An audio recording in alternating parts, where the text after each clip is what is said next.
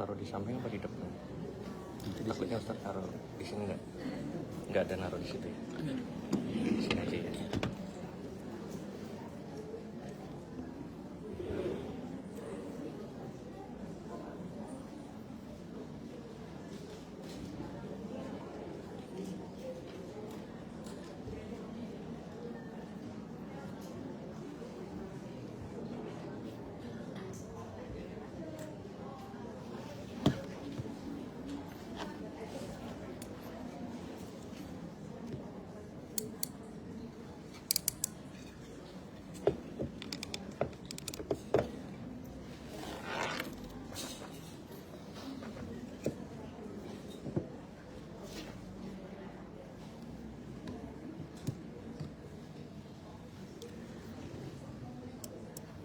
Assalamualaikum warahmatullahi wabarakatuh.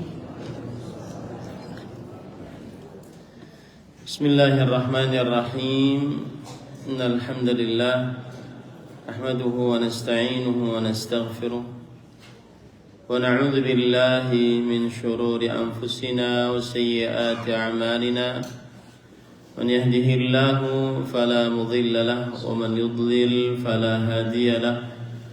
وأشهد أن لا إله إلا الله وحده لا شريك له وأشهد أن محمدا عبده ورسوله يا أيها الذين آمنوا اتقوا الله حق تقاته ولا تموتن إلا وأنتم مسلمون يا أيها الناس اتقوا ربكم الذي خلقكم من نفس واحدة وخلق منها زوجها وبث منهما رجالا كثيرا ونساء واتقوا الله الذي تساءلون به والأرحام إن الله كان عليكم رقيبا يا أيها الذين آمنوا اتقوا الله وقولوا قولا سديدا يصلح لكم أعمالكم ويغفر لكم ذنوبكم ومن يطع الله ورسوله فقد فاز فوزا عظيما أما بعد فإن أصدق الحديث كتاب الله وأحسن الهدي هدي محمد صلى الله عليه وعلى آله وسلم وشر الأمور محدثاتها وكل محدثة بدعة وكل بدعة ضلالة وكل ضلالة في النار. Alhamdulillah, kita bersyukur pada Allah Subhanahu wa taala pada hari ini, hari Kamis siang 25 Zulhijjah 1447 Hijriah bertepatan dengan 11 Juni 2026. Kita kembali dimudahkan oleh Allah Subhanahu wa taala untuk duduk bersama dalam sebuah kajian Islam ilmiah dan membaca kitab Riyadhus Shalihin min kalami Sayyidil Mursalin, taman-taman orang-orang saleh dari perkataan pemimpinnya para rasul Nabi kita Muhammad sallallahu alaihi wa ala alihi wasallam yang ditulis oleh Al-Imam Abu Zakaria Yahya bin Sharaf An-Nawawi rahimahullah. Dan pada kesempatan siang ini kita membaca bab yang ke-12, Babul Hathi 'ala al-Izdiyadi minal khair fi awakhiril umur. Bab perintah untuk memperbanyak dari amal saleh di akhir umur. Salawat dan salam semoga selalu Allah berikan kepada Nabi kita Muhammad sallallahu alaihi wa ala alihi wasallam, pada keluarga beliau, para sahabat, serta orang-orang yang mengikuti beliau sampai hari kiamat kelak. Dengan nama-nama Allah yang husna dan sifat-sifatnya yang ulia, kita berdoa, Allahumma inna nas'aluka ilman nafi'an wa rizqan tayyiban wa amalan mutaqabbala. Allahumma amin. Bapak, Ibu, saudara-saudari yang dimuliakan oleh Allah Subhanahu wa taala, bab yang kita bahas pada kesempatan kali ini yaitu babul hathi 'alal izdiyad minal khair fi awakhiril umur. Bab perintah untuk menambah dari kebaikan amal saleh di akhir-akhir umur. Maksud dari bab ini adalah bahwa seorang muslim sangat dianjurkan untuk memperbanyak amal saleh di akhir umur. Kenapa demikian? Li'anna al-madar ala akhir umur. Karena yang menjadi standar adalah akhir umur seseorang. Kenapa dianjurkan untuk memperbanyak amal ibadah di akhir umur? Karena yang menjadi ukuran adalah akhir umur kita. Dengan apa seseorang ditutup umurnya? Apakah dengan khair, dengan kebaikan, atau dengan syarr, dengan keburukan?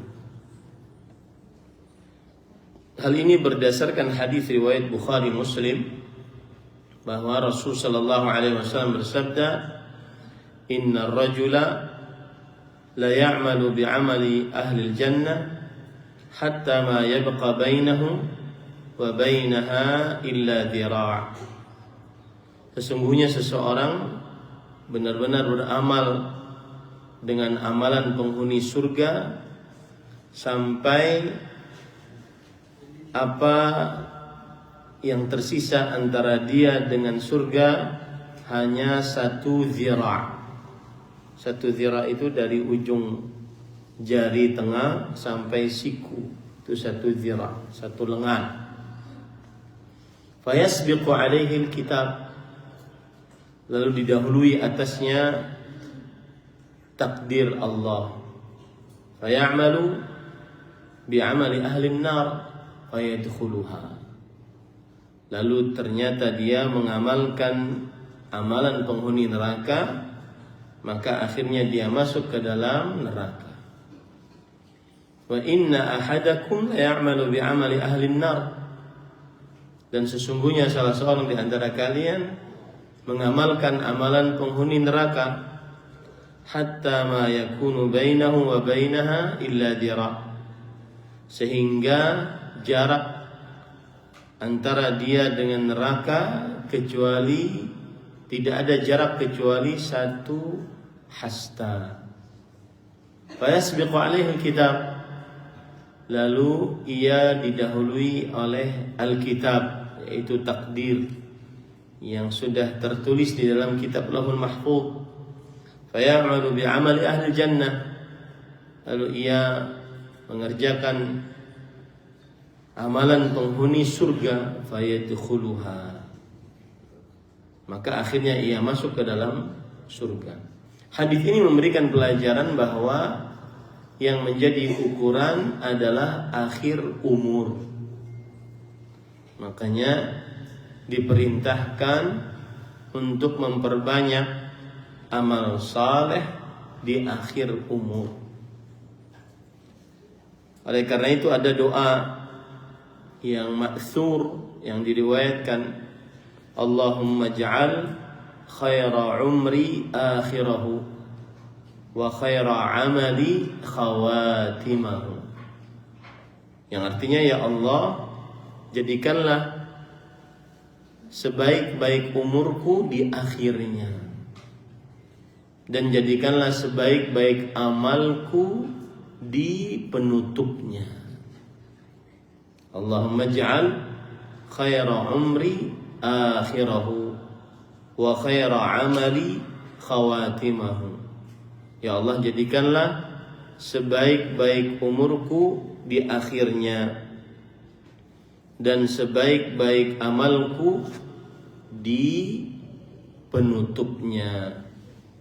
Wa khaira ayyami yauma alqaq, dan sebaik-baik hariku adalah saat bertemu dengan engkau. Ini adalah doa yang dibaca oleh Abu Bakar As-Siddiq radhiyallahu anhu. Saya ulangi doanya, mungkin ada yang ingin menulis. Allahumma ij'al khaira umri akhirahu. Ya Allah, jadikanlah sebaik-baik umurku akhirnya. Wa khaira amali khawatimahu, dan sebaik-baik amalku penutupnya. Wa khaira ayyami yauma alqaq, dan sebaik-baik hariku adalah hari aku bertemu denganmu. Ini para ikhwan yang dirahmati oleh Allah Subhanahu wa ta'ala. Dan ada riwayat bahwasanya ini juga doa dibaca oleh Rasulullah sallallahu alaihi wa ala alihi wasallam. Meskipun riwayatnya sebagian mempermasalahkan kesahihannya, tetapi doa ini dibaca oleh para salafus saleh. Ya, doa ini dibaca oleh para salafus saleh dan boleh dibaca saat sujud, saat sholat, atau setelah sholat boleh dibaca. Ini pada ikhwan yang dirahmati oleh Allah Subhanahu wa ta'ala. Nah, jadi sudah kita pelajari mengapa atau apa maksud dari tema ini. Yaitu tema ini Al-Imam Abu Zakaria Yahya bin Syaraf An-Nawawi ingin mengajak kepada kita agar di akhir-akhir umur hendaknya kita memperbanyak amal ibadah.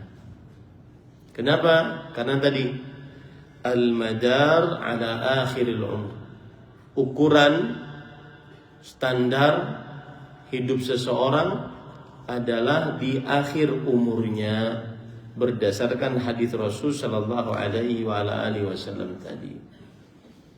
Dan juga dalil yang lain yang menunjukkan bahwa ukuran standar hidup seseorang adalah akhir umurnya. Di antaranya hadis yang diriwayatkan oleh Imam Abu Dawud dan Imam Hakim. Man kana akhiru kalamihi minad dunya la ilaha illallah dakhalal jannah. Yang artinya barang siapa yang terakhir ucapannya dari dunia adalah la ilaha illallah, pasti masuk surga.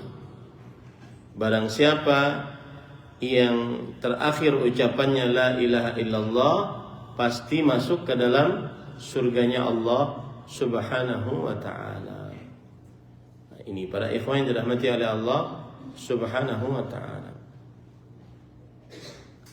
Nah, para ikhwah yang dirahmati oleh Allah Subhanahu wa ta'ala,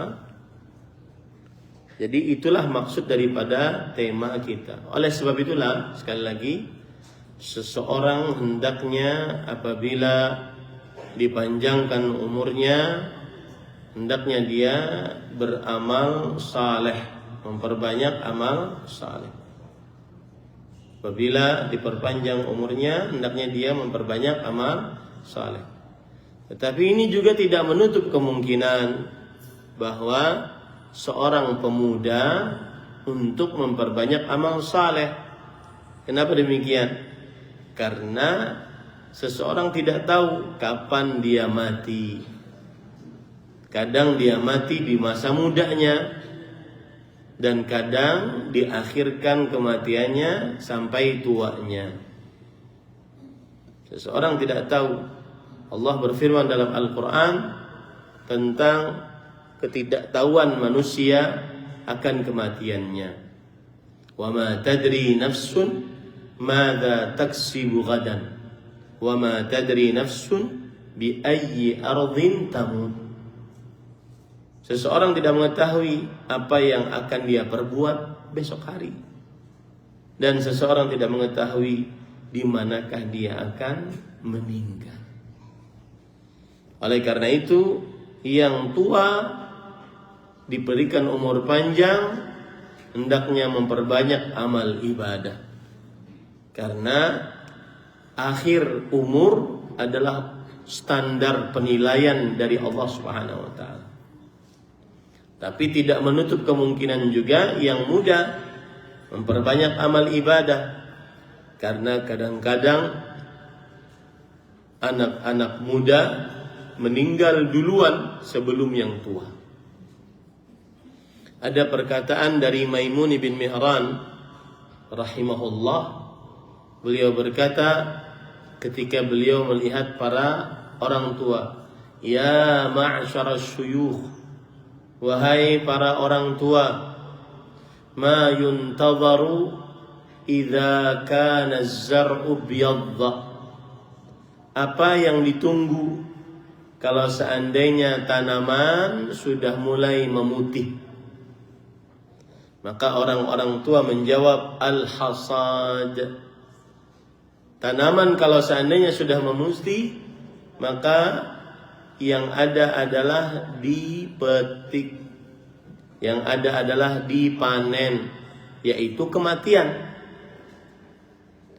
Kemudian beliau melihat kepada para pemuda, "Ya ma'syaras syabab, i'lam anna al-afah qad tadkhuluhu az-zar' qabla an yustahsad." Wahai para pemuda, ketahuilah penyakit bisa masuk ke dalam sebuah tanaman sebelum dia memutih. Maksudnya manusia bisa meninggal sebelum dia tua. Fatarkut taubati fa syarrun liman taraka taubah inda syabab. Maka buruk bagi yang meninggalkan taubat beramal saleh bagi para pemuda. Lebih buruk lagi tarkus syuyukh. Lebih buruk lagi kalau sudah tua tidak tobat. Ini para ikhwan yang dirahmati oleh Allah Subhanahu wa taala. Timbul pertanyaan sekarang, masa tuanya itu umur berapa?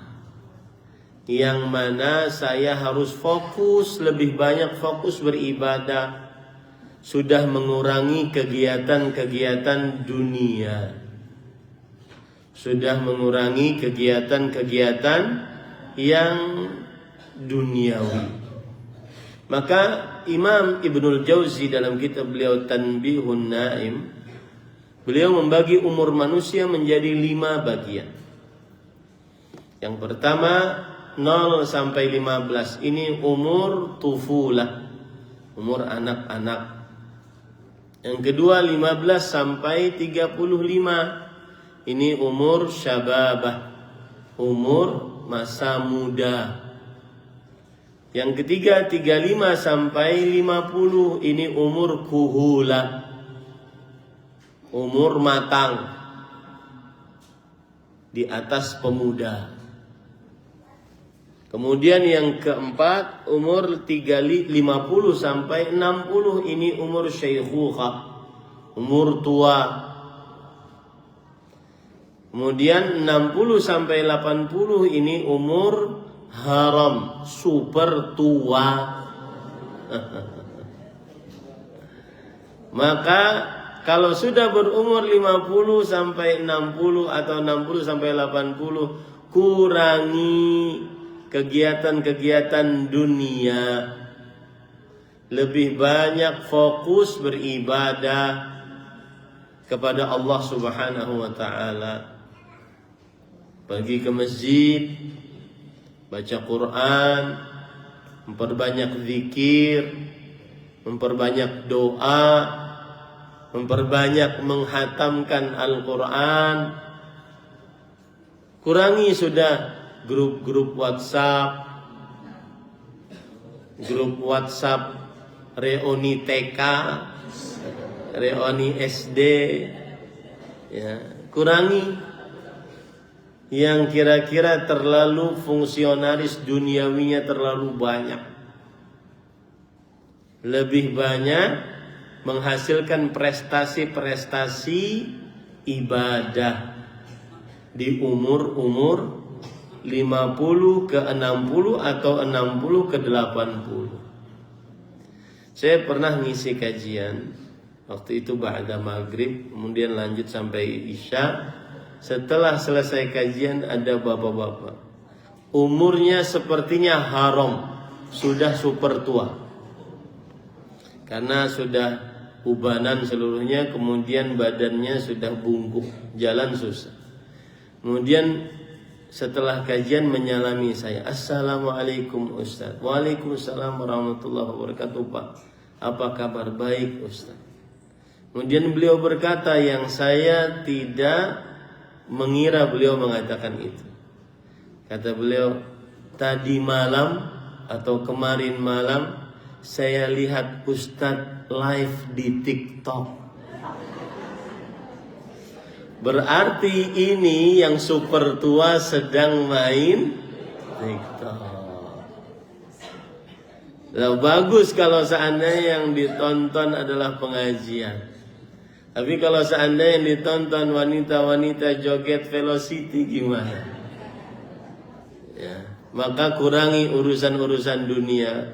Kalau bisa kalau sudah umur syaikhukhah, tua, 50 ke 60 ataupun 60 ke 80, haram super tua, itu sudah ganti HP yang cuma bisa monokrom, tidak ada internet, yang cuma bisa SMS saja, agar berkurang maksiat matanya, berkurang maksiat telinganya, fokus hanya untuk memperbanyak amal ibadah.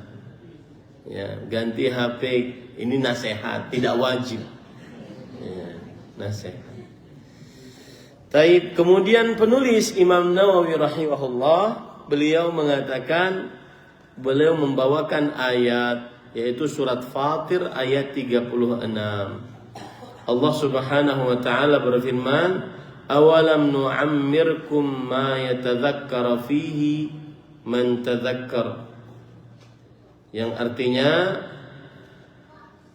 apakah kami tidak memanjangkan umurmu dalam masa yang cukup untuk berfikir bagi orang yang mau berfikir?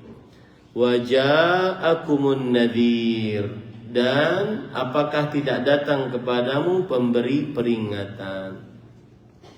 Apa maksud dari ayat ini, para ikhwan yang dirahmati oleh Allah Subhanahu wa ta'ala? Maksud dari ayat ini adalah bahwa bukankah kami telah memberikan kepadamu umur yang panjang? Di dalam umur yang panjang tersebut semestinya engkau mengingat Allah. Dan bukankah telah datang kepada engkau seorang yang memberikan peringatan? Nah, para ikhwan yang dirahmati oleh Allah Subhanahu wa ta'ala, jadi di dalam ayat ini bahwa seseorang diberikan oleh Allah Subhanahu wa ta'ala umur yang panjang. Nah, kata-kata umur yang panjang sehingga kita kembali kepada Allah, ini berapa? Maka penulis Imam Nawawi mengatakan, qala Ibnu Abbasin wal muhaqqiqun. Abdullah bin Abbas radhiyallahu anhuma, yang mana beliau adalah sahabat Nabi dan ahli tafsir di generasi sahabat, dan juga para ulama peneliti mengatakan, ma'nahu awalam nu'ammirkum sittina sana. Bukankah kami telah memberikan umur kepada engkau 60 tahun? Nah, umur saat itulah yang saya katakan tadi, hendaknya seseorang kalau sudah berumur tua tadi 50 ke 60, maka hendaknya dia memperbanyak ibadah. Hendaknya dia memperbanyak ibadah kepada Allah Subhanahu wa taala. Dari umur 50 sampai ke 60. Memperbanyak ibadah kepada Allah Subhanahu wa taala. Dan apalagi di dalam riwayat yang selanjutnya bahwa penulis membawakan dalil dari hadis Rasul sallallahu alaihi wasallam riwayat Bukhari dari Abu Hurairah radhiyallahu anhu. Nabi Muhammad sallallahu alaihi wasallam bersabda, "A'dzarallahu lamri'in akhara ajalah hatta balagha 60 sana." Yang artinya Allah Subhanahu wa taala tidak memberikan alasan, tidak menerima alasan orang yang tidak beramal setelah Allah tangguhkan umurnya sampai 60 tahun. Ini hati-hati ibu-ibu, bapak-bapak yang sudah berumur 50-an ke 60, 60 ke 80. Kalau umur-umur itu tidak juga beribadah, tidak juga mendekatkan diri kepada Allah, maka tidak ada alasan kelak nanti di hadapan Allah. Seakan-akan Allah berfirman begini, kamu itu sudah umurnya panjang tapi kok malas ibadah. Sudah saya kasih umur lama tapi kok malas ibadah, malah tambah maksiat. Nah, ini tidak ada alasan nanti di hadapan Allah Subhanahu wa taala. Ya, hati-hati Bapak, Ibu, saudara-saudari yang dimuliakan oleh Allah. Makanya penulis mengatakan qala al-ulama ma'nahu lam yatruk lahu 'udhran id amhalahu hadhihi al-muddah. Allah tidak menerima alasan seseorang yang tidak mau beramal padahal sudah diberikan umur yang panjang. Nanti pulang dari pengajian ini harus punya tekad, saya harus memperbanyak amal. Karena umur 50 ke 60 dan 60 ke 80 itu yang ada hanya persiapan untuk berkumpul dengan kawan-kawan yang sudah mendahuluinya, masuk ke dalam dunia lain, yaitu dunia balasan, dunia ganjaran. Kalau sekarang kita ini dunia namanya dunia darul amal, dunia beramal. Kalau sudah meninggal masuk ke dalam dunia lain namanya darul jaza, dunia untuk mendapatkan balasan. Kalau beramal saleh balasannya adalah nikmat kubur, kalau beramal buruk balasannya adalah siksa kubur. Tidak ada lagi waktu untuk beramal. Ya, tidak ada lagi waktu untuk beramal. Maka yang ada kalau sudah berumur 60, Allah tidak menerima alasan mengapa orang itu tidak beramal, padahal sudah ditangguhkan umurnya sampai 60 tahun.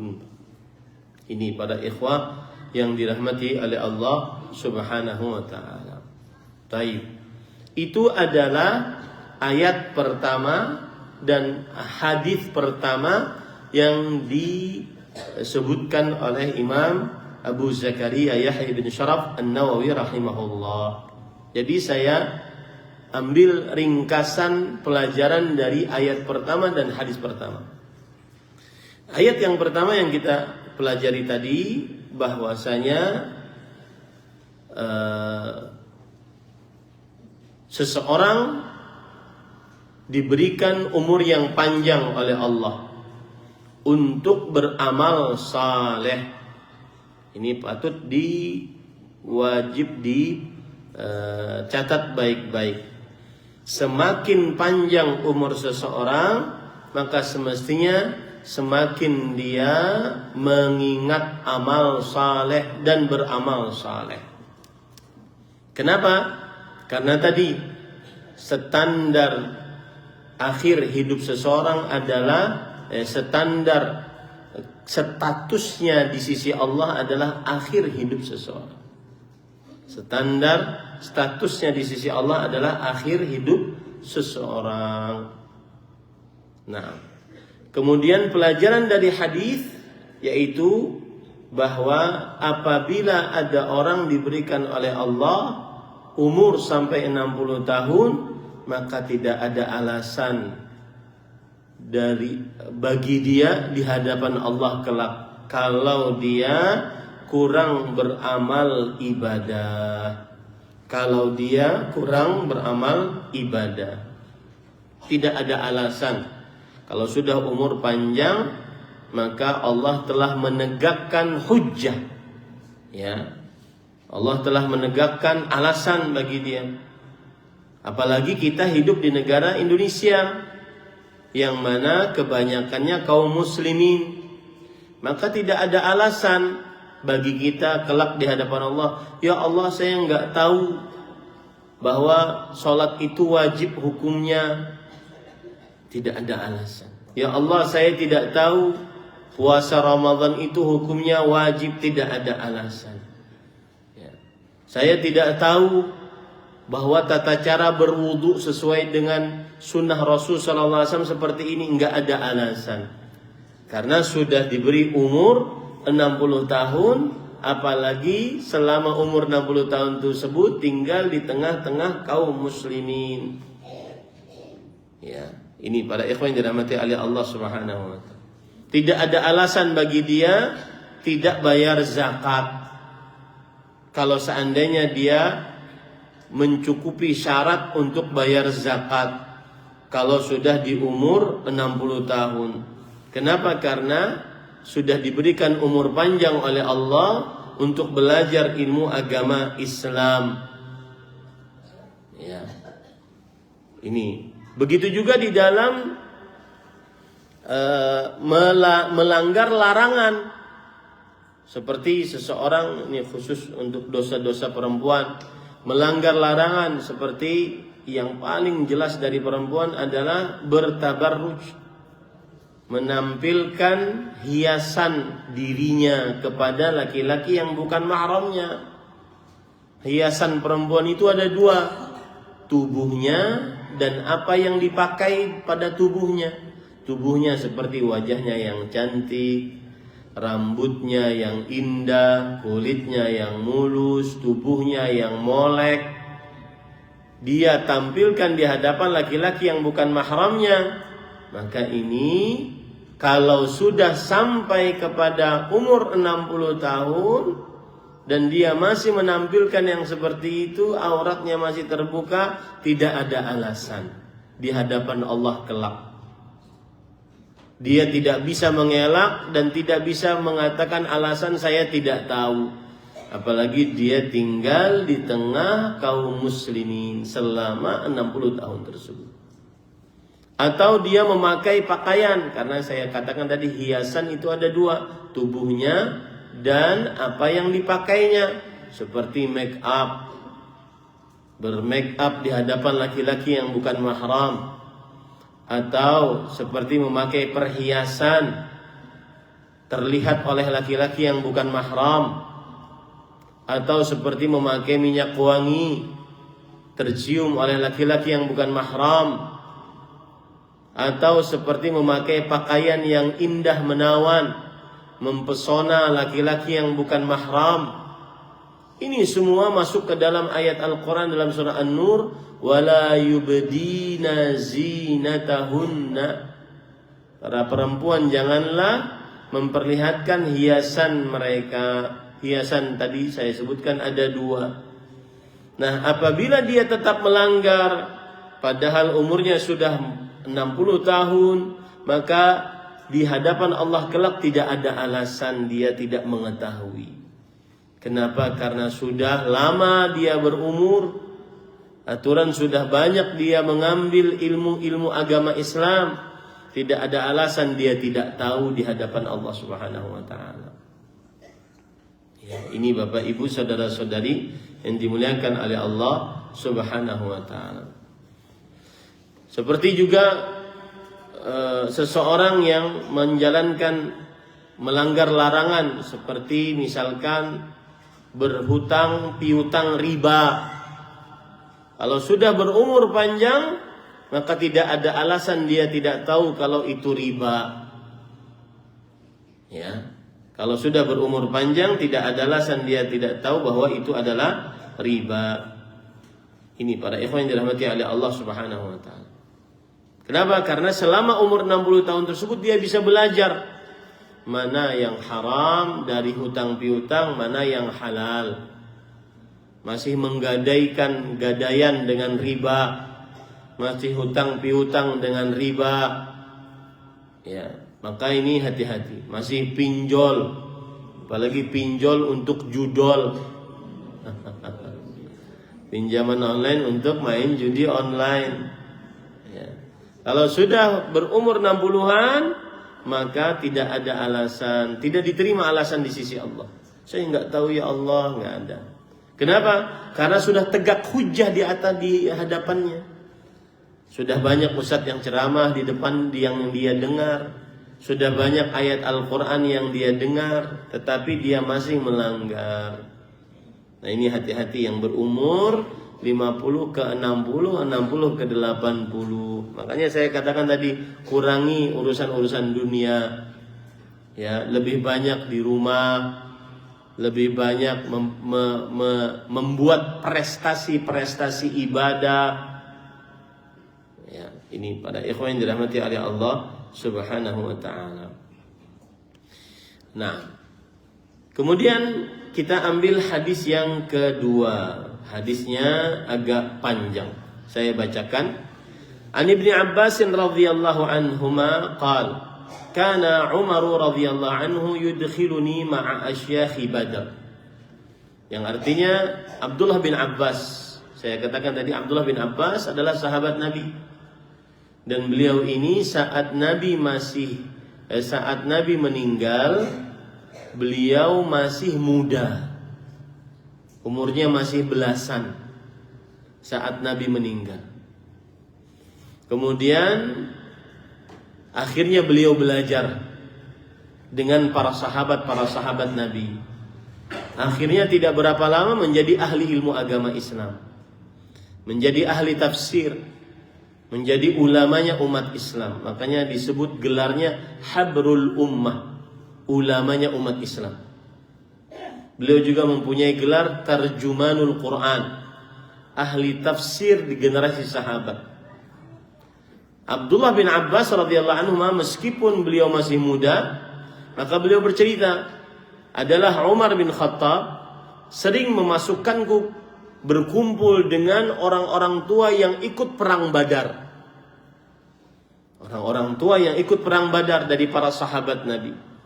Faka'anna ba'dahum wajada fi nafsi. Maka orang-orang tua ini seakan-akan menganggap dirinya, kenapa nih anak-anak ikut duduk-duduk bersama kita? Ini kan sekelas anak-anak kita, kenapa dia ikut duduk bersama kita? Lalu beliau berkata, lima lam yadkhul hadha ma'ana walana abna'un mithlu. Lima yadkhul hadha ma'ana walana abna'un mithlu. Sebagian ada yang mengatakan, kenapa ini duduk bersama kita? Seperti sekarang Akhbani, kenapa duduk bersama kita? Saya juga punya anak seperti seumuran dia. Kenapa tidak duduk di sini juga? Kita ini orang-orang tua, kenapa ada anak kecil di sini? Nah, gitu maksudnya. Maka Umar bin Khattab radhiyallahu anhu mengatakan, membela Abdullah bin Abbas, innahu min haitsu alimtum. Kalian sudah tahu kenapa saya masukkan di sini? Karena dia orang berilmu. Kemudian fada'ani dzata yaum fa adkhalani ma'ahu. Suatu hari Umar bin Khattab memanggilku dan memasukkanku bersama orang-orang tua dari para sahabat Nabi. Fama ra'aitu annahu da'ani yawma idzin illa liyuriyahum. Dan tidaklah aku melihat bahwasanya Umar bin Khattab memasukkanku ke dalam mereka pada hari itu kecuali Umar bin Khattab radhiyallahu anhu ingin memperlihatkan kepada mereka bagaimana kadar keilmuanku. Kemudian Umar bin Khattab berkata, "Ma taquluna fi qaulillahi ta'ala idza jaa nasrullahi wal fath?"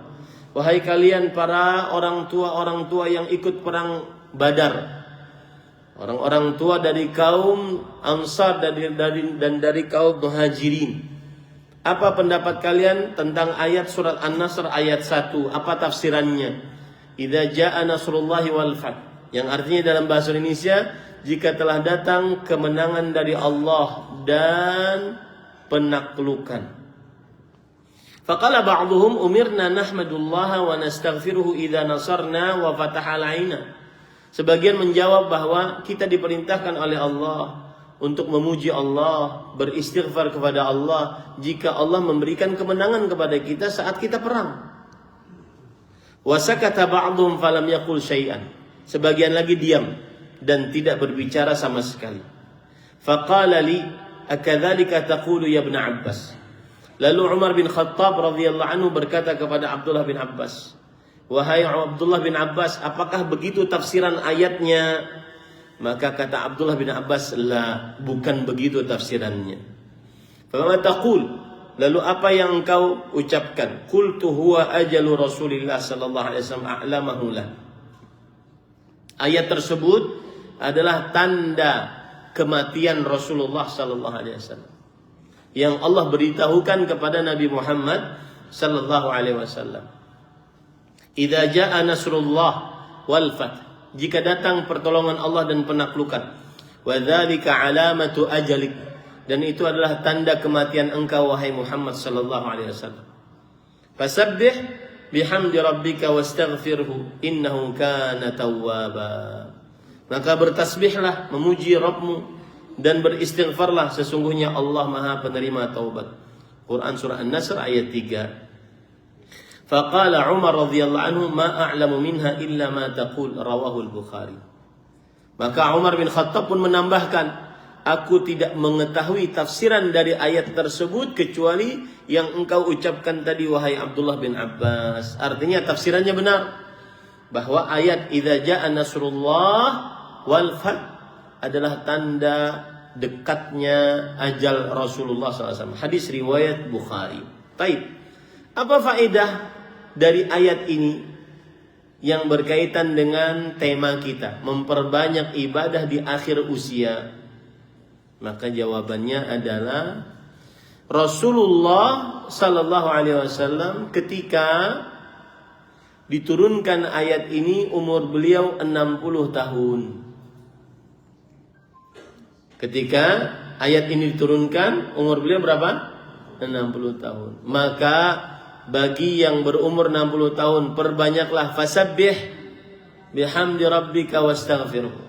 Perbanyaklah ucapkan tasbih, istighfar, memuji Allah Subhanahu wa taala. Makanya di dalam riwayat yang ketiga, ya, di dalam riwayat yang ketiga, maka ada dibawakan oleh penulis, yaitu bahwa Aisyah radhiyallahu anha bercerita, kana Rasulullah sallallahu alaihi wasallam yukthiru min qouli subhanallah wa bihamdihi astaghfirullah wa atubu ilaih. Subhanallah wa bihamdihi astaghfirullah wa atubu ilaih. Beliau banyak membaca itu, ya. Dan beliau banyak juga membaca ketika sholat, yaitu subhanakallahumma wa bihamdika astaghfiruka wa atubu ilaih. Subhanakallahumma rabbana wa bihamdika Allahumma ghfirli, di dalam rukuknya dan sujudnya. Kata Aisyah radhiyallahu anha, yata'awwalul Quran, bahwa Nabi Muhammad sallallahu alaihi wasallam mengamalkan apa yang ada di dalam Al-Qur'an. Ya, apa bacaannya, Bu? Subhanakallahumma rabbana wa bihamdika Allahumma firli. Ini bagi yang berumur 60-an, maka sering-sering baca itu di dalam ruku dan sujudnya. Berarti Ustaz diganti dong bacaannya. Kalau ruku biasanya subhana rabbiyal azim. Kalau sujud biasanya membaca subhana rabbiyal a'la, maka boleh diselang-seling. Dan apabila berumur 60-an, bacalah sering-sering ini tadi, subhanaka Allahumma rabbana wa bihamdika Allahumma ighfirli. Itu saya potong-potong ya, agar bisa memudah menghafalnya. Subhanaka Allahumma rabbana wa bihamdika Allahumma ighfirli. Aisyah radhiyallahu anha berkata di dalam hadis riwayat Bukhari Muslim, dan Aisyah adalah orang dalam Rasulullah sallallahu alaihi wasallam. Kana Rasulullah sallallahu alaihi wasallam yukthiru an yaqula fi ruku'ihi wa sujudi.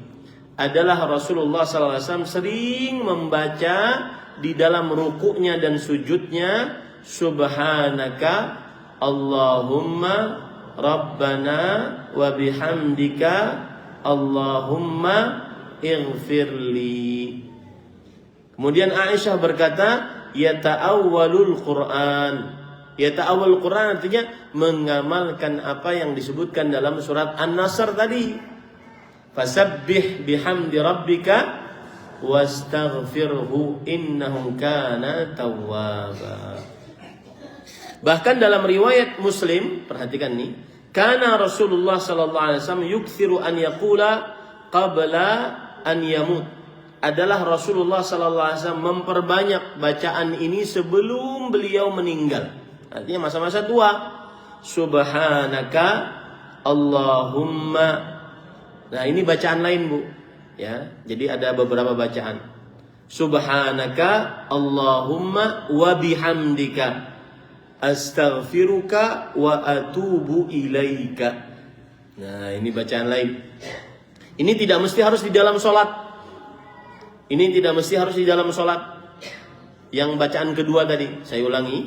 Subhanaka Allahumma wa bihamdika astaghfiruka wa atubu ilaika.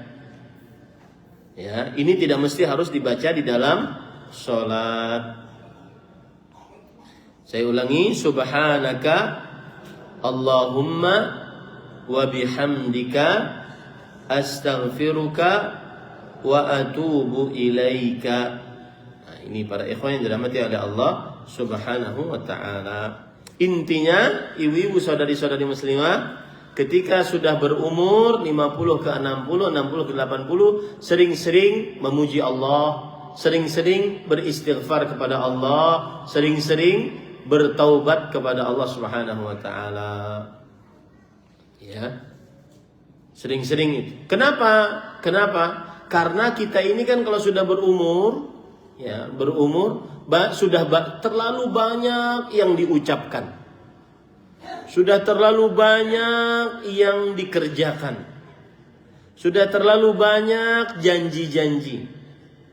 Sudah terlalu banyak kesepakatan-kesepakatan yang belum ditunaikan, dan seterusnya. Maka tidak ada solusi lain kecuali memutihkan itu semua. Caranya bagaimana? Caranya memperbanyak memuji Allah karena sudah diberi umur yang panjang. Kemudian memperbanyak istighfar karena sudah terlalu banyak yang diucapkan, yang diperbuat. Dan memperbanyak kembali kepada Allah, yaitu bertobat kepada Allah Subhanahu wa taala. Jadi bacaan ruku' dan sujudnya subhanaka Allahumma rabbana wa bihamdika Allahumma ighfirli. Sedangkan bacaan di luar sujudnya atau di luar ruku'nya, di luar salatnya, subhanaka Allahumma wa bihamdika astaghfiruka wa atubu ilaik. Dan ini diperbanyak bacanya, Ibu. Kita sambil nunggu, sambil duduk-duduk, bahkan mungkin lagi nongkrong-nongkrong, ya, lagi ngobrol-ngobrol, nggak apa-apa kita baca. Ya, tidak mengapa, tidak kita baca. Lagi jalan, lagi macet, baca, memperbanyak ini, terutama sekali lagi yang sudah berumur 50 sampai 60 atau 60 sampai 80. Saya jadi ingat Ibu, waktu saya masih di pesantren Tahfidzul Quran. Saya itu di pesantren Tahfidzul Quran itu pesantren tradisional. Pesantren tradisional berarti boleh bergaul dengan orang kampung. Jadi di depan pesantren kita itu ada seorang yang pekerjaannya kalau jam 10 sudah mulai bekerja. Pulang asar. Asar pasti pulang. Apa pekerjaannya? Menjual minyak tanah. Biasanya pakai drum itu. Beliau naik motor, kemudian di belakangnya minyak tanah. Karena pesantrennya di desa, jadi pakai minyak tanah. Tetapi yang menarik adalah setelah sholat asar, beliau membersihkan halaman, kemudian rumah, selesai. Habis maghrib, selalu habis maghrib, beliau baca Quran di depan rumah. Itu tidak pernah absen. Selama saya hampir 2 tahun di situ, tidak pernah absen. Saya tanya kepada beliau, Pak, kalau Bapak seperti ini istiqomahnya, setiap bulan bisa hatam berapa kali? Maka kata beliau, kadang-kadang 2 sampai 4 kali. Nah, ini yang kita perlukan Bapak Ibu saudara-saudari. Itu prestasi-prestasi ibadah yang diperlukan saat sudah berumur tadi 50 ke 60, 60 ke 80. Ya. Terutama itu waktu itu saya di tahun 99 2000. Artinya mungkin media sosial belum ada. Belum ada ya? Ya belum ada. Ya. Apalagi di zaman sekarang yang banyak sekali hal-hal yang melalaikan. Dan ingat baik-baik Bapak Ibu, tidak akan terkumpul 2 hal itu, antara HP dengan baca Quran. Enggak ngumpul. Contoh misalkan kalau bulan Ramadan, di samping kanan mushaf, samping kiri HP. Ini kalau seandainya baca mushaf, ya, itu matanya berkunang-kunang, matanya berair maksud saya. Kemudian hurufnya itu goyang-goyang. Kemudian dia menguap. Baru pertama a'udzubillah sudah nguap. A'udzubillah. Nguap. Ya. Tapi kalau giliran pegang HP, itu matanya tegak. Kemudian tidak terasa berjam-jam. Nah, ini hati-hati. Ya. Nah, kalau sudah kita pahami itu Bapak Ibu saudara-saudari yang dimuliakan oleh Allah Subhanahu wa taala, apa yang menyebabkan kita agar semangat beribadah di akhir umur? Ya. Perhatikan baik-baik, apa penyebab kita semangat beramal ibadah di akhir umur? Yang pertama, mencontoh Rasulullah sallallahu alaihi wasallam. Jika memang kita mengaku umat Rasul sallallahu alaihi wasallam, maka suri tauladan ada pada Rasulullah sallallahu alaihi wasallam. Contohlah beliau. Beliau di akhir umur senantiasa memperbanyak amal ibadah. Apa buktinya? Buktinya Nabi Muhammad sallallahu alaihi wasallam beriktikaf di setiap tahunnya 10 malam terakhir di bulan Ramadan. Tapi di tahun beliau wafat, beliau beriktikaf 20 hari terakhir bulan Ramadan. Itu menunjukkan bahwasanya di akhir umur beliau memperbanyak ibadah. Maka kiat yang pertama agar kita semangat beramal ibadah terutama di akhir umur adalah mencontoh Rasul sallallahu alaihi wasallam. Contoh yang lain lagi, hadis riwayat Bukhari Muslim. Anas bin Malik radhiyallahu anhu bercerita, "Inna Allah azza wa jalla taba'a al-wahya ala Rasulillah sallallahu alaihi wasallam qabla wafatihi hatta tufiya aktsara ma kana al-wahya alaihi." Artinya Allah azza wa jalla sering mengutus atau mengirimkan wahyu kepada Rasul sallallahu alaihi wasallam sebelum beliau wafat. Sampai Rasul SAW wafat, maka wahyu yang paling banyak beliau terima di akhir-akhir hidup Rasulullah Sallallahu Alaihi Wasallam. Nah, ini menunjukkan bahwa kiat agar semangat beramal ibadah di akhir usia mencontoh Rasulullah Sallallahu Alaihi Wasallam. Ya. Kemudian yang kedua, kiat agar semangat beramal ibadah di akhir usia adalah yakini baik-baik nanti di hari kiamat kita akan dibangkitkan sesuai dengan di atas apa kita meninggal. Nanti di hari kiamat kita dibangkitkan sesuai dengan di atas apa kita meninggal. Hadis riwayat Muslim. Dari Jabir radhiyallahu anhu, Nabi Muhammad sallallahu alaihi wasallam bersabda, "Yub'atsu kullu 'abdin 'ala ma mata 'alaihi." Yang artinya diutus setiap hamba, dibangkitkan setiap hamba sesuai dengan keadaan dia mati di atas apa. Kalau mati sedang sholat, dia dibangkitkan dalam keadaan sedang sholat. Kalau mati sedang scroll media sosial, dia akan dibangkitkan dalam keadaan demikian.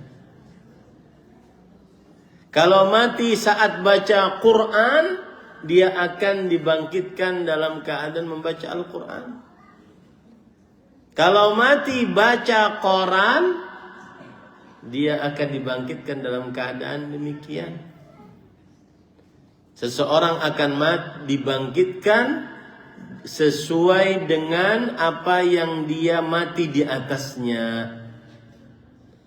Dan ini harus hati-hati Bapak Ibu saudara-saudari, karena kadang-kadang kita menganggap diri kita itu masih sehat kayaknya ini. Padahal malaikat maut sudah ada di depan pintu rumah kita. Saya dulu di kota Madinah sering duduk di majelisnya Syekh Abdul Muhsin bin Hamad Al-Abbad, ahli hadis di kota Madinah. Sampai 5 tahun saya duduk di majelis beliau, membaca sebagian dari kitab Sunan Abi Daud dan sebagian dari kitab Sunan Tirmidzi. Dan metode beliau mengajar adalah apabila beliau melewati seorang rawi, maka beliau akan menjelaskan keadaan rawi tersebut. Sering sekali beliau melewati seorang rawi namanya Mansur bin Jadhan. Kata beliau, Mansur bin Jadhan tabi'iyun siqah, seorang tabi'i yang artinya murid sahabat Nabi dan terpercaya sebagai rawi hadis. Kemudian beliau tambahkan, "Idza qila li Mansur bin Jadhan anna malakal maut bil bab ma zada ala amalihi syai'an." Kalau dikatakan kepada Mansur bin Jadhan, seorang tabi'i ini, bahwa malaikat maut sudah menjemputmu dan dia sekarang sedang di depan pintu rumahmu, maka dia tidak akan menambah dari amalnya sedikit pun. Kenapa? Karena dia selalu di atas tambahan amal, tambahan amal, tambahan amal. Maka Bapak Ibu saudara-saudari, ini yang membuat kita semangat untuk memperbanyak amal ibadah di akhir umur. Yaitu kita pikirkan, nanti saya mati di atas apa? Dibangkitkan dalam keadaan sesuai dengan kematian kita. Bahkan kalau Bapak Ibu baca buku-buku orang yang meninggal yang ditulis oleh Imam Ibnu Qayyim di antaranya, Imam Ibnu Qayyim bercerita bahwa ada orang yang saat meninggal ketika dikatakan kepada wahai fulan ucapkanlah la ilaha illallah. Dia bukannya sedang mengucapkan la ilaha illallah, malah dia katakan apa? Syahid. Syahid itu bahasa Arab, bahasa Indonesianya sekakter. Berarti dia main catur dalam rangka berjudi. Seseorang akan diwafatkan sesuai dengan kebiasaan perbuatannya. Sebagaimana perkataan Imam Az-Zahabi, al-insan yamutu ala ma 'asha alaih. Seseorang akan mati di atas kebiasaannya. Wal yub'atsu ala ma mata alaih, dan dibangkitkan atas sesuai kematiannya. Tuh, 2 poin itu. Seseorang akan mati sesuai dengan kebiasaannya, dan seseorang dibangkitkan sesuai dengan kematiannya. 2 poin itu baik-baik hati-hati. Terutama Bapak Ibu, ini nasihat untuk pribadi juga, saat bermaksiat saat sendirian. Hati-hati saat bermaksiat saat sendirian. Jangan-jangan diwafatkan dalam keadaan bermaksiat saat sendirian. Ini semua penggugah untuk beramal saleh. Maka kita tidak heran ketika ada orang yang meninggal saat berceramah, meninggal saat jadi imam sholat, meninggal saat muadzin, meninggal saat sholat 2 rakaat sebelum sholat subuh. Tidak heran, karena seseorang akan meninggal sesuai dengan kebiasaannya, dan seseorang akan dibangkitkan sesuai dengan kematiannya. Garis baik-baik tuh. Ini sekarang ya, orang saya beri contoh ini ya. Ini nasihat agar bertobat. Saya sekarang kan live ini. Banyak yang tidak setuju kalau seandainya dengan gaya-gaya ceramah saya. Ada yang bahkan mengumpat-umpat, setan lo, laknat Allah atasmu.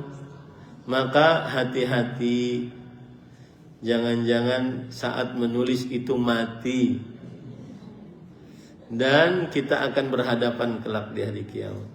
Harus selesai urusan kita saat di qantarah. Ingat Bu ya, urusan itu, kalau urusan dengan Allah itu, Allah Maha Pengampun. Allah telah menulis di tiang-tiang arsy, inna rahmati sabaqat ghadabi. Rahmatku telah mendahului murkaku. Allah itu Maha Pengampun, Maha Pengasih. Yang bermaksiat kepada Allah, bertobat, diampuni oleh Allah.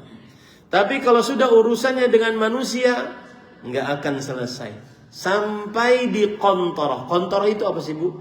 Qantarah itu adalah kita ini akan melewati 2 hal yang akan dilewati. Yang pertama sirat.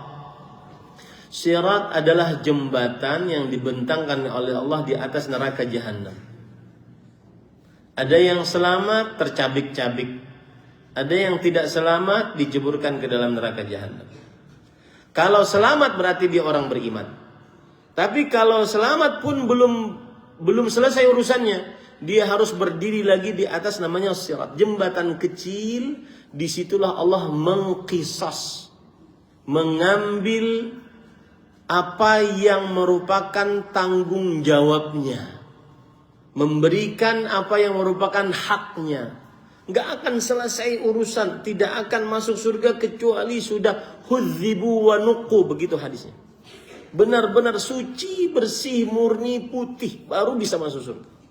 Kalau masih ada keikat dengan seseorang, apapun pasti berurusan dengan itu. Saya katakan yang mencela-cela ini, kita akan berhadapan di hari kiamat di qantarah kelak. Kita akan berhadapan di hari kiamat di qantarah kelak. Ini para ikhwan yang dirahmati oleh Allah Subhanahu wa ta'ala. Itu hal yang kedua yang membuat kita semangat untuk beramal saleh. Hal yang ketiga yang membuat kita semangat untuk beramal saleh adalah hati-hati kematian yang datang tiba-tiba. Dan ini sudah dijelaskan oleh Rasul sallallahu alaihi wasallam. Ada namanya kematian tiba-tiba. Dalam hadis riwayat Imam Abu Dawud, mautul faj'ah akhdhatu asafin. Kematian tiba-tiba adalah akhdhatu asaf, yang artinya cabutan yang penuh dengan keberatan. Bagi orang beriman, jika diwafatkan tiba-tiba, itu adalah nikmat. Bagi orang yang bermaksiat, jika diwafatkan tiba-tiba, itu adalah nikmat, dosa dan siksa dari Allah Subhanahu wa taala. Ini para ikhwan yang dirahmati oleh Allah Subhanahu wa taala. Kalau ada orang bertanya, Ustaz, bukankah sebagian nabi dan orang-orang saleh matu bimauti faj'ah? Mereka meninggal dalam keadaan tiba-tiba meninggalnya. Maka itu adalah nikmat dari Allah agar disegerakan nikmat kuburnya. Saking solehnya disegerakan nikmat kuburnya. Tetapi kalau seandainya dia ahli maksiat, maka itu adalah siksa dari Allah agar disegerakan siksa kuburnya. Ini para ikhwan yang dirahmati oleh Allah Subhanahu wa taala. Hati-hati. Makanya Rasulullah SAW bersabda, rahatun lil mu'min wa akhdhatu asafin lil fajir, dalam hadis riwayat Imam Ahmad. Itu adalah bentuk istirahat untuk orang beriman, tetapi bentuk penyiksaan untuk orang yang banyak maksiat. Hati-hati, mati tiba-tiba. Ya, ini disebutkan dalam beberapa hadis sahih, mati tiba-tiba, hati-hati. Terutama ibu, bapak, saya sering berpesan, kalau mau tidur, maka jangan bermaksiat sebelum tidur malam. Kenapa? Karena Allah ketika hamba itu tidur, Allah terbangkan ruhnya dari jasad. Kalau Allah ingin hamba itu tidak hidup setelah tidur, Allah akan tahan ruhnya. Makanya banyak kan yang meninggal saat tidur. Itu karena Allah tahan jasadnya. Dan begitu juga dan sebaliknya, kalau seandainya Allah ingin dia hidup setelah setelah tidur, maka Allah kembalikan jasadnya. Coba perhatikan ayatnya, saya bacakan agar kita lebih mendalami. Allahu yatawaffal anfusa hina mautiha wallati lam tamut fi manamiha fayumsiku allati qada 'alaiha al-mauta wa yursilul ukhra ila ajalin musamma. Surat Az-Zumar ayat 42. Allah memegang jiwa orang ketika matinya dan memegang jiwa orang yang belum mati di waktu tidurnya. Lihat ya. Maka dia tahanlah jiwa orang yang telah dia tetapkan kematiannya. Nah, ini harus selalu ingat sebelum tidur. Ya. Jangan-jangan ini tidur terakhir, tidak bangun setelahnya. Dan dia melepaskan jiwa yang lain sampai waktu yang ditentukan. Kalau memang ditakdirkan masih hidup, Allah akan kasih lagi ruhnya. Sesungguhnya pada yang demikian itu terdapat tanda-tanda kekuasaan Allah bagi kaum yang berfikir. Makanya saya sering katakan, kalau sebelum tidur lihat amalan-amalan dan zikir-zikir sebelum tidur, semuanya berkaitan dengan tauhid. Bapak Ibu saudara-saudari yang dimuliakan oleh Allah. Ya, saya bacakan sekarang beberapa amalan dan zikir-zikir, kesunahan-kesunahan yang bisa dikerjakan sebelum tidur agar kita wafat dalam keadaan husnul khatimah. Beberapa amalan, di antaranya yang pertama adalah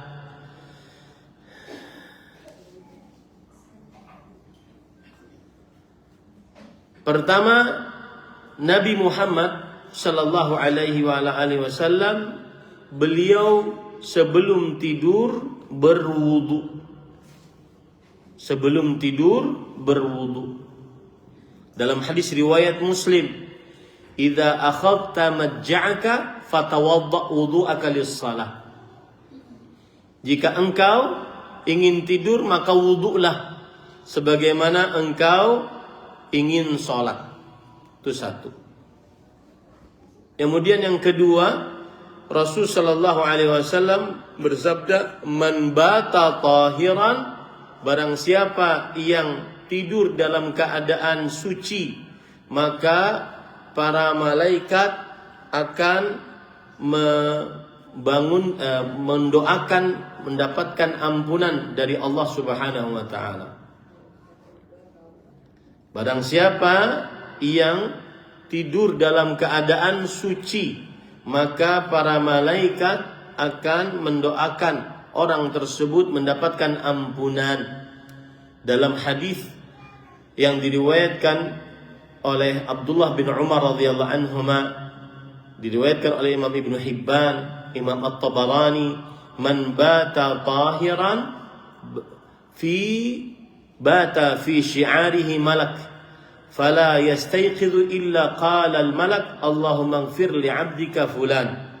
Barang siapa yang tidur di malam hari dalam keadaan suci, maka malaikat akan tidur di dalam selimutnya,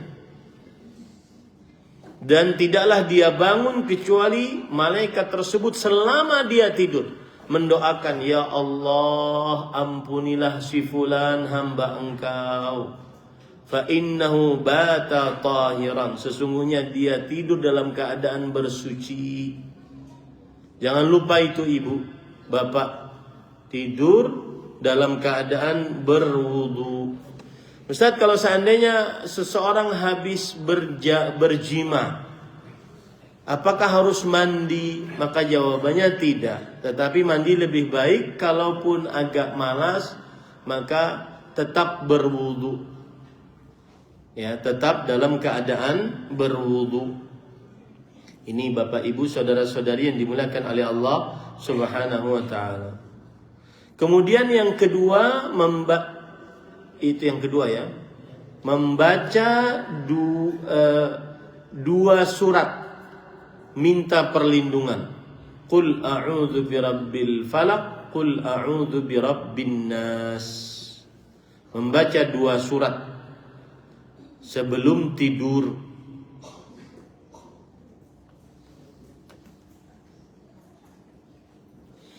Dalam hadis yang diriwayatkan oleh Imam Bukhari, Aisyah radhiyallahu anha bercerita, "Kana Rasulullah sallallahu alaihi wasallam idza awa ila firashih nafatha fi kaffaihi biqul huwallahu ahad wa bil mu'awwidhataini jami'an thumma yamsahu bihima wajhah wa ma balagat yadahu min jasadih."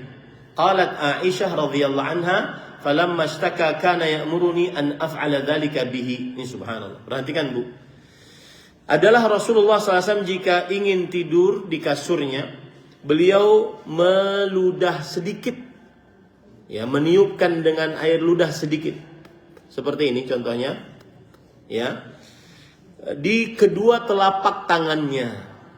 Kemudian membaca Qul huwallahu ahad, Qul a'udzu birabbil falaq, Qul a'udzu birabbin nas. Jadi 3 surat itu. Kemudian mengusap dengan kedua tangan tersebut wajahnya dan apa saja yang sampai dari jasadnya dengan 2 tangan tersebut.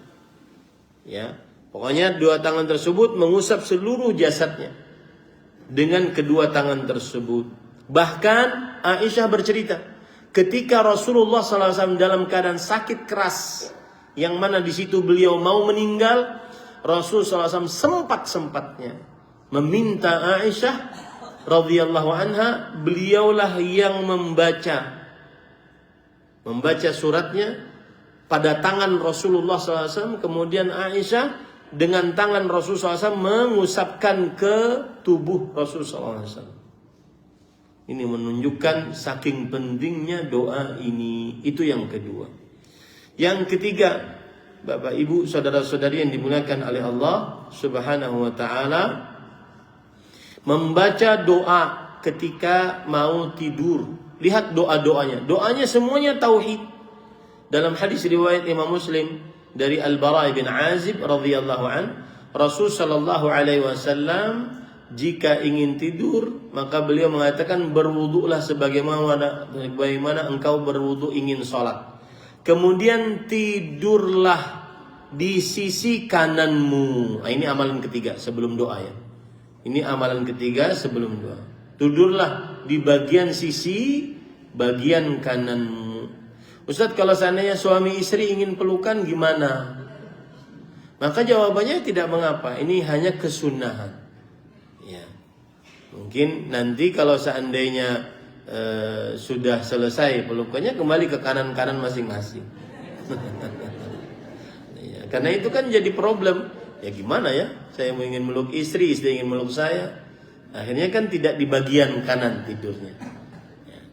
Tapi kita katakan itu adalah sunnah. Yang keempat, baca doa. Doanya diantaranya, lihat doanya ya. Allahumma inni aslamtu wajhi ilaik. Ya Allah, aku berserah diri kepada engkau. Wa fawwadtu amri ilaik. Aku serahkan urusanku kepada engkau. Wa aljaltu dhahri ilaik. Dan aku sandarkan punggungku kepadamu. Raghbatan wa rahbatan ilaik. Karena berharap dan karena takut kepadamu. La malja wa la manja minka illa ilaik. Tidak ada tempat untuk bersandar, tidak ada tempat untuk kembali kecuali hanya kepada engkau. Amantu bi kitabika alladhi anzalt. Aku beriman dengan kitab yang engkau turunkan. Wa bi nabiyyika alladhi arsalt. Dan dengan nabimu yang engkau utus. Waj'alhunna min akhiri kalamik. Dan jadikan itu terakhir ucapan. Hafal ini ibu-ibu, bapak-bapak. Di sana juga ada doa yang biasa kita baca. Allahumma bismika amutu wa ahya. Ini juga bisa dibaca. Dan dua-duanya menunjukkan kepada tauhid. Kemudian juga dianjurkan untuk membaca ayat kursi sebelum tidur. Karena Rasulullah SAW bersabda, la yazalu alaika minallahi hafiz wa la yaqrabuka syaitanun hatta tusbih. Masih saja orang yang membaca ayat kursi sebelum tidur masih saja dijaga oleh malaikat, dan tidak ada satu syaitan pun yang bisa mendekat kepadanya sampai pagi. Kemudian juga dianjurkan membaca 2 ayat terakhir surat Al-Baqarah. Rasulullah SAW bersabda, man qara'a bil ayataini min akhir surat Al-Baqarah kafata. Barang siapa yang membaca 2 ayat terakhir surat Al-Baqarah, maka 2 ayat tersebut mencukupkannya dari keburukan, mencukupkannya dari mati dalam keadaan keburukan, dan seterusnya. Nah, ini amalan-amalan, mungkin masih banyak amalan lain, karena ini bukan membicarakan tentang adab-adab tidur. Nah, ini perhatikan keadaan saat mau tidur. Kenapa demikian Ibu? Karena kita tidak tahu ya kapan kita mati. Jangan-jangan matinya dalam keadaan tiba-tiba. Kemudian Bapak Ibu saudara-saudari, yang menggugah kita agar semangat beramal ibadah juga adalah mengingat sakaratul maut. Para sahabat Nabi radhiyallahu anhum bercerita tentang sakaratul maut. Apa itu sakaratul maut? Bagaimana rasanya? Seperti Abdullah bin Amr bin As radhiyallahu anhuma. Abdullah bin Amr bercerita Amr bin As bercerita ketika ditanya oleh anaknya, ya abati siflil maut, wahai bapakku, ceritakan kepadaku tentang rasa sekarat kematian yang engkau rasakan. Beliau mengatakan, wallahi laka'anna jambi fi takh, demi Allah seakan-akan badanku dimasukkan ke dalam tempat yang sempit. Walaka'anni atanaffasu min sammi ibrah, Ibu-ibu, bapak-bapak, sekarang bernafaslah yang dalam sebelum ada sakarat kematian.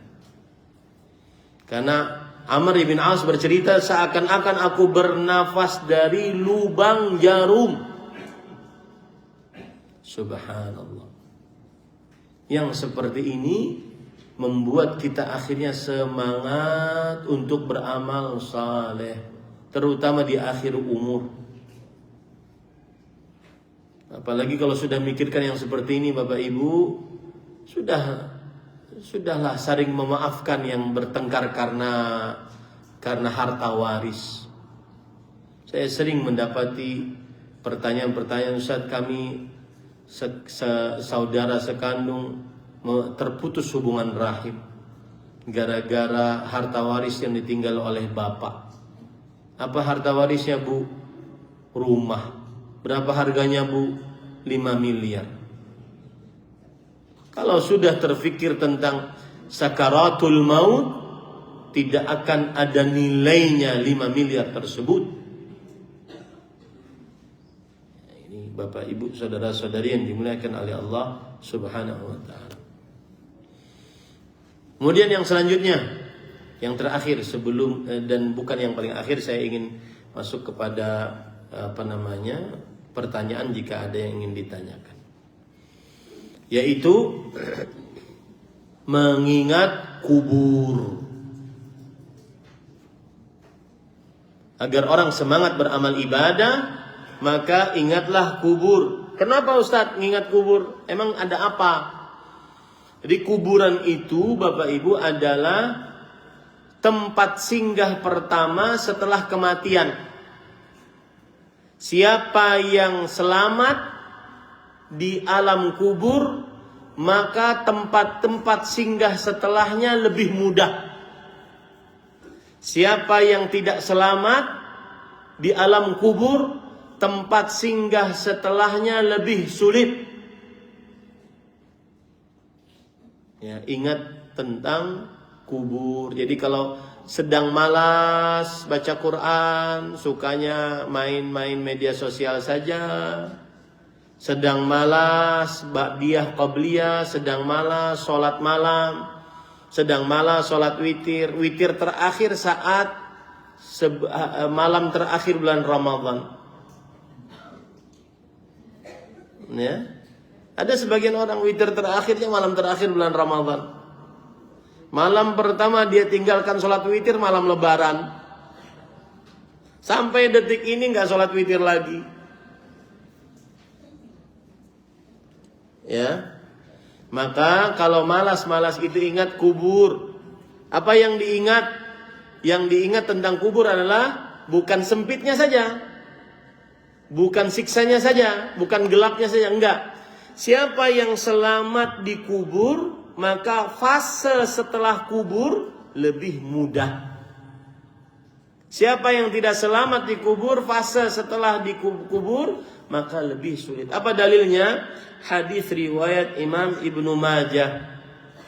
Rasul sallallahu alaihi wasallam bersabda, "Innal qabra awwalu manazilil akhirah." Kuburan adalah tempat singgah pertama kehidupan akhirat. Fa in naja minhu fama ba'dahu aisaru min. Yang selamat di alam kubur, maka kehidupan setelahnya lebih mudah. Wa in lam yanju minhu fama ba'dahu ashaddu min. Yang tidak selamat, maka kehidupan setelahnya lebih susah. Bahkan Rasul sallallahu alaihi wasallam bersabda, "Ma ra'aitu manzaran qattu illa wal qabru afdha." Aku tidak pernah melihat pemandangan yang sangat mengerikan, melainkan kuburan lebih mengerikan dari pemandangan apapun. Ini kalau sudah terfikir begini, masih mau memutuskan hubungan rahim? Masih mau nggak maaf-maafan sama orang? Sama rahim terutama, yang mana amalan orang yang memutuskan hubungan rahim itu tidak terangkat. Dia yang salah, Ustaz. Sudahlah, maafkan saja. Dia menghina, Ustaz, menghina keluarga saya Ustaz. Ya akhi, bermaafan. Itu nanti di akhirat tidak ada nilainya sama sekali. Dan saya pesan kepada Bapak Ibu saudara-saudara yang pernah duduk di majelis saya, mungkin sering dengar pesan saya ini. Yang pernah duduk di majelis saya, maka harus baik dengan hubungan rahim. Kenapa? Karena itu amal soleh yang paling ingin Allah segerakan pahalanya di dunia, disertakan dengan pahalanya ditabung di akhirat. Dan pemahaman baliknya yang memutuskan hubungan rahim adalah Allah ingin segerakan siksanya di dunia disertai dengan tabungan siksa di akhirat. Harus baik dengan rahim. Jangan sampai buruk dengan rahim. Kakak, adik, paman, bibi, hubungan keponakan dengan paman, bibi, hubungan anak dengan orang tua, hubungan kakak dengan adik, sekandung, sebapak, seibu. Hati-hati Bapak Ibu, saudara-saudari. Kadang-kadang kita ini semangat beribadah di rumah, tapi urusan keterikatan kita dengan orang lain belum diselesaikan. Nah, ini Bapak Ibu, saudara-saudari yang dimuliakan oleh Allah Subhanahu wa ta'ala. Itu yang bisa disampaikan. Sudah berapa menit? 1 jam 26 menit saya bercerita. Taib, ada beberapa pertanyaan. Izin bertanya, bagaimana kalau setelah berwudu dan hendak tidur kentut Ustaz? Susah menjaga wudu ketika mau tidur. Maka begini Ibu, Bapak, saudara-saudari. Ini pengalaman kebanyakan kayaknya. Apalagi kalau sudah kena air Ustaz, capek banget rasanya. Ya, maka jawabannya disitulah apa? Ujiannya. Sebelum saya lanjutkan jawaban, saya ingin bertanya dulu kepada Bapak Ibu. Mana yang paling besar pahalanya? Seseorang dapat musibah lalu dia bersabar, atau seseorang menjauhi maksiat dan bersabar dalam menjauhi maksiat, atau seseorang bersabar mengerjakan ketaatan. Contoh tadi, bersabar mengerjakan wudu sebelum tidur, meskipun kadang terkentut sebelum tidur, dia berwudu lagi agar dia tidur di atas kesucian. Mana yang lebih besar pahalanya? Yang paling rendah pahalanya adalah bersabar saat mendapat musibah. Itu paling rendah. Kenapa? Karena musibah itu datang tanpa kita minta. Tugas kita cuma menahan lisan, menahan perasaan, menahan anggota tubuh. Seperti Nabi Yusuf alaihissalam, dibuang oleh saudaranya di sumur kering, diambil oleh para pengembara, kemudian dijual dengan harga yang murah sebagai budak. Itu sabar paling rendah, meskipun terlihat paling sulit. Sabar tingkatan yang kedua, sabar menjauhi maksiat, karena tugasnya cuma menjauhi. Sabar menjauhi kesyirikan, sabar menjauhi perbuatan bid'ah, sabar menjauhi maksiat. Tugasnya cuma menjauhi. Ya. Yang paling tinggi sabar dalam mengerjakan ketaatan. Sabar semangat sholat, sabar membaca Quran, meskipun matanya berlinang air mata, hurufnya goyang-goyang. Sabar dia. Sabar berwudu meskipun aduh kentut lagi ya Allah. Ya, sabar dia berwudu. Itu lebih besar. Kenapa? Karena ada usaha dia kerjakan. Nah ini ya harus diingat tuh, sabar. Taib, wallahu. Jadi solusinya adalah tetap berwudu. Ya, tetap berwudu.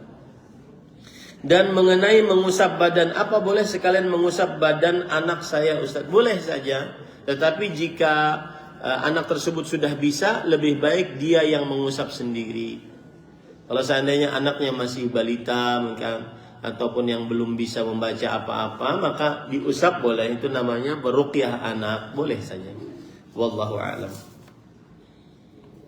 Kemudian Ustadz, dikatakan tadi tidak ada alasan untuk yang berumur 60 dan tidak boleh hutang piutang dalam hal riba, bersolek dan lain-lain. Apakah jika ini semua sudah ditinggalkan artinya selamat di sisa umurnya? Maka jawabannya Bu adalah apabila dia meninggalkan hal yang maksiat di sisa umurnya, itu petunjuk dari Allah dan dia akan selamat. Ada kisah seorang tabi'i Al-Fudail bin Iyad. Kalau saya katakan tabi'i itu berarti muridnya sahabat Nabi. Fudail bin Iyad. Fudail bin Iyad bertemu dengan seseorang. Kemudian Fudail bin Iyad bertanya kepada orang tersebut, "Kam anta?" Berapa umurmu? Kemudian orang tersebut menjawab, "Sittuna sana." 60 tahun wahai Fudail bin Iyad. Kemudian Fudail bin Iyad mengatakan, "Idzan anta tasiru mindu sittina sana ila Allah." Sebenarnya engkau berlatih berjalan sudah 60 tahun menuju Allah Subhanahu wa taala. Orang ini lalu mengatakan, "Inna lillahi wa inna ilaihi raji'un." Kemudian Fudail bin Iyad sebagai seorang ulama mengatakan, "Ma tafsiru dzalik?" Tahu enggak engkau tafsiran inna lillahi wa inna ilaihi raji'un? Kemudian orang ini mengatakan, "Fassirhu lana ya Abu Ali."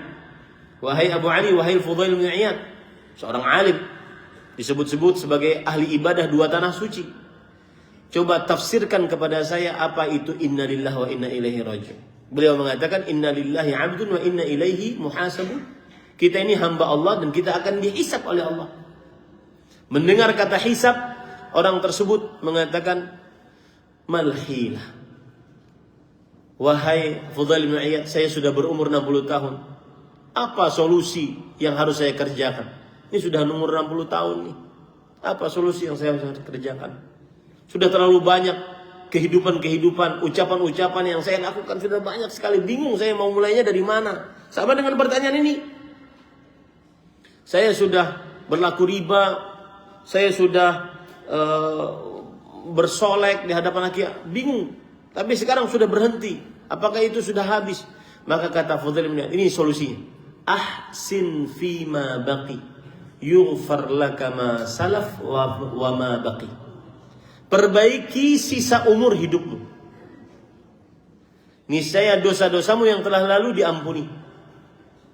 Dan apa yang akan datang pun diampuni oleh Allah. Itu solusinya. Maka ketika ditanyakan tadi, artinya selamat di sisa umur kalau sudah ditinggalkan? Iya.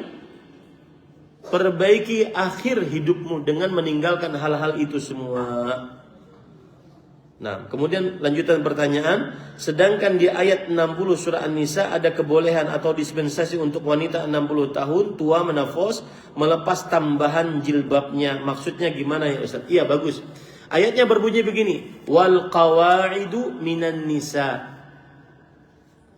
allati la yarjuna nikahan falaysa 'alaihinna an yadh'na thiyabahunna ghayra mutabarrijatin bizina.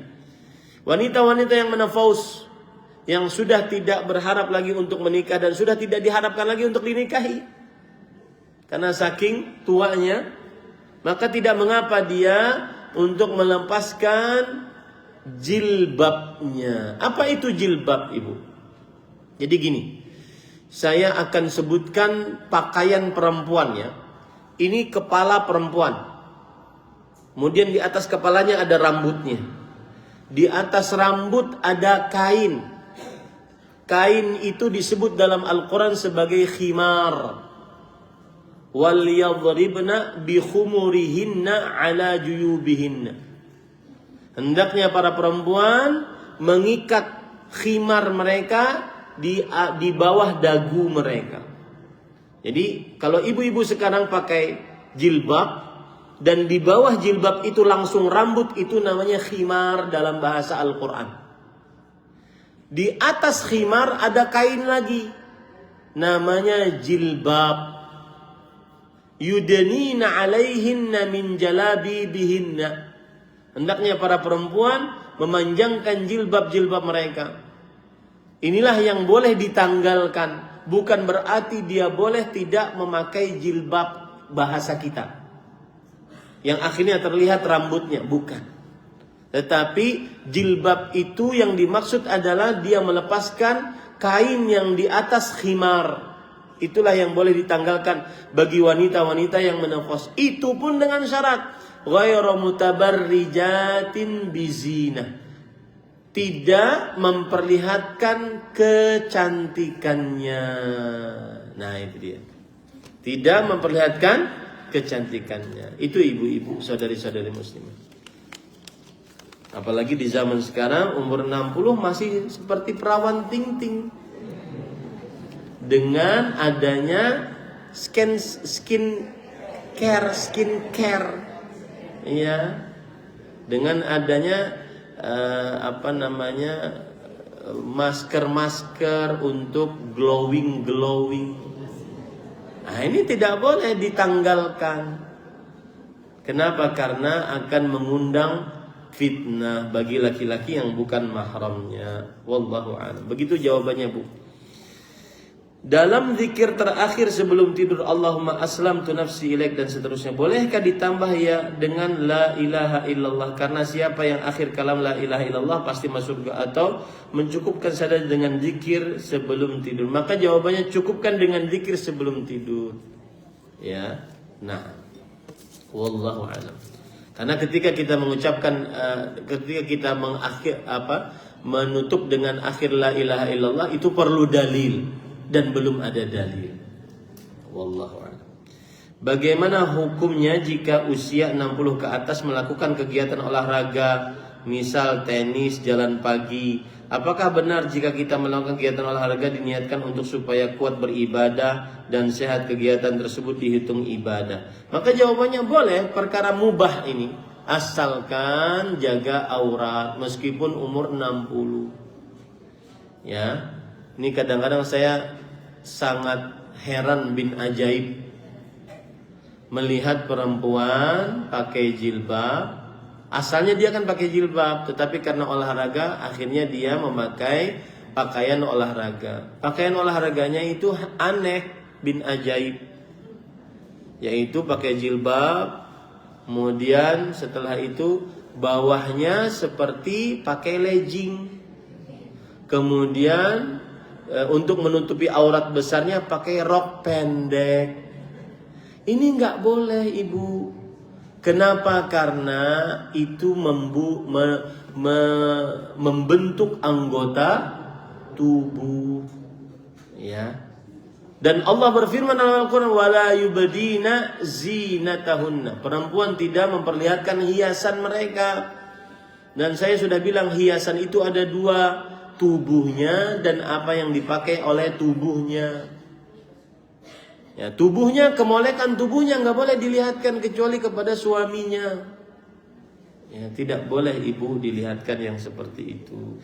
Jadi boleh saja berolahraga, tidak mengapa. Bukan berarti tadi dikatakan umur 60 harus lebih banyak ibadah, lebih banyak baca Quran, baca zikir, tidak boleh berolahraga. Enggak, silahkan berolahraga, terutama jika olahraganya untuk kuat beribadah kepada Allah Subhanahu wa taala. Nah, pertanyaan yang kedua, apakah kalau seandainya berolahraga tujuannya untuk kuat ibadah, olahraganya dianggap ibadah? Jawabannya iya. Seperti makan agar kuat ibadah, seperti tidur agar kuat ibadah, maka innamal a'malu binniyat. Amalan tergantung niatnya. Cuma saya berpesan, ini kan lagi rame nih, kalau sudah urusan kesehatan lagi rame. Apalagi kalau yang sudah berumur 50-an ke atas, yang biasanya di dalam kamar itu minyak-minyak wangi, sekarang ya minyak angin kebanyakan. Ya, minyak angin, minyak ini, minyak itu, obat-obatan paling banyak sudah ya. Maka saya nasihatkan bagi yang memperhatikan kesehatan, satu nasihat saya, sehat itu bukan tujuan. Sehat itu adalah sarana agar bisa taat. Sehat adalah sarana untuk taat. Sehat bukan tujuan. Sehat agar bisa taat untuk sarana untuk taat. Ya, itu yang pertama. Yang kedua, gara-gara sehat kadang-kadang sebagian orang nggak mau makan yang dihalalkan oleh Allah. Nasi itu halal, enak. Nasi goreng apalagi. Jangan dilarang orang makan yang halal. Ya, yang benar itu tidak boleh berlebihan. Kulu washrabu walbasu wa tasaddaqu min ghairi saraf wala maqilah. Makanlah sesukamu, minumlah sesukamu, berpakaianlah sesukamu tanpa berlebih-lebihan dan tanpa mendatangkan kesombongan. Karena ada sebagian yang melarang, makan kerupuk dilarang, mie instan dilarang. Ada seorang ustadz, beliau S2 dan ustadz S2 kedokteran. Saya tanya, Ustadz, ada sebagian yang melarang orang makan nasi. Mohon maaf Ustadz, kata beliau ini, saya punya buku judulnya Nasi adalah Nikmat Allah yang Terzalimi.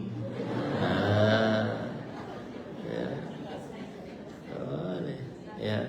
Silahkan mau mengganti nasi dengan ubi ungu, tapi jangan diharamkan nasinya. Ya. Ada kisah begini. Apa sih pengganti nasi itu yang nasi apa namanya? Bukan nasi bohongan itu apa? Apa ya? Porak ya Pak namanya. Ya, porak ya. Ada kisah begini menarik. Jadi suatu saat ada seorang yang ustadz lah gitu ya, ingin diet. Kemudian dia cerita, saya sekarang nggak makan nasi yang biasa, saya makan nasi porak. Kemudian murid-muridnya mengatakan, oh kalau begitu kami ikut Ustaz. Ikutlah. Bulan depannya Ustaznya datang lagi ke tempat itu. Ustaz, alhamdulillah kami sudah menyetok nasi porak banyak berkilo-kilo. Kata si Ustaz, saya sudah berhenti dari diet itu.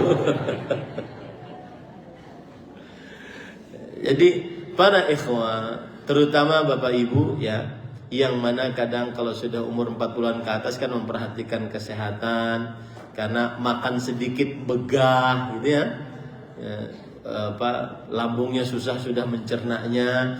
Maka seperti yang saya ingatkan tadi, bahwa sehat itu bukan tujuan, tetapi sehat itu adalah sarana agar lebih taat kepada Allah. Dan banyak orang yang dianggap sehat tetapi sebenarnya berpenyakitan secara hakiki. Apa maksudnya? Begini, saya ingin cerita. Suatu saat saya menemani Syekh Abdul Razak di Jakarta. Kemudian kita pergi ke sebuah hotel. Di situ beliau menemui teman beliau. Teman beliau ini seorang pendakwah juga. Karena kecelakaan, akhirnya beliau tidak bisa menggunakan kakinya. Kakinya lumpuh total. Tapi dalam keadaan duduk di kursi roda tersebut, beliau tetap berdakwah kemana-mana. Kemudian Syekh menghampiri, kemudian orang yang duduk di kursi roda ini mengatakan, mohon maaf Syekh, saya tidak bisa menjemput engkau. Ini begitu seorang adab seorang murid kepada gurunya. Mohon maaf Syekh, saya tidak bisa menyambut engkau. Mudah-mudahan engkau memaklumi saya. Kata Syekh, diam. Kemudian beliau mengatakan, saya menganggap bahwasanya al-i'aqah laysat fil atraf, innamal i'aqah fil qulub. Kecacatan yang sebenarnya bukan pada anggota tubuh. Kecacatan yang sebenarnya pada hati seseorang. Kadang ada orang yang sehat matanya tapi cacat karena matanya tidak pernah dibacakan kepada Al-Quran. Kadang ada orang yang sehat kakinya tapi cacat karena kakinya tidak pernah dijalankan untuk sholat berjamaah. Beliau pernah, Syekh Abdul Razak pernah bercerita, saya pernah di Masjid Nabawi melihat seorang yang kakinya cuma satu di dalam bulan Ramadan. Kemudian saya baca Quran di belakang beliau. Saya lihat orang tersebut sholat, satu rakaatnya seperti saya baca satu juz. Ini orang sehat yang hakiki, Bapak Ibu, saudara-saudari. Kadang ada orang yang sehat, mata, telinga, lisan, kaki, tangan, tetapi prestasi ibadahnya sangat sedikit. Itu orang yang sakit yang sebenarnya. Ketahuilah, orang yang sakit yang sebenarnya adalah yang sakit pada hatinya, bukan pada anggota tubuhnya. Mudah-mudahan ini bermanfaat. Wallahu a'lam. Jika tidur dalam keadaan wudhu, kita didoakan oleh malaikat. Namun mengapa masih suka datang mimpi yang menyeramkan? Ada beberapa sebab. Yang pertama, sebelum tidur kepikiran hal-hal yang menyeramkan, yang disebut dengan adghatsu ahlam, bahasa Al-Qur'annya, bunga tidur. Yang kedua, yaitu Allah Subhanahu wa taala menguji seseorang dengan mimpi yang menyeramkan tersebut. Wallahu a'lam. Apakah saat kematian paling baik di atas tempat tidur? Pernah dengar seperti ini? Jawabannya tidak juga. Kematian yang paling baik adalah saat seseorang mengerjakan ketaatan kepada Allah Subhanahu wa taala. Rasul sallallahu alaihi wasallam pernah bersabda, "Innallaha idza arada bi'abdihi khairan ista'malah." Allah jika menginginkan seorang hamba kebaikan, Allah akan memakai hamba tersebut. Allah akan maniskan hidupnya hamba tersebut. Bagaimana cara Allah memakai dan memaniskan hidupnya? Yuwaffiquhu li'amalin salih qabla al-maut. Allah akan memberikan petunjuk kepada dia untuk beramal saleh sebelum meninggal. Semoga yang disampaikan bermanfaat. Terima kasih bisa berhadir di masjid ini.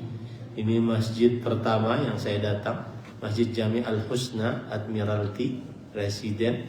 Mudah-mudahan kita bisa bertemu lagi dalam majlis-majlis ilmu yang lain di dunia.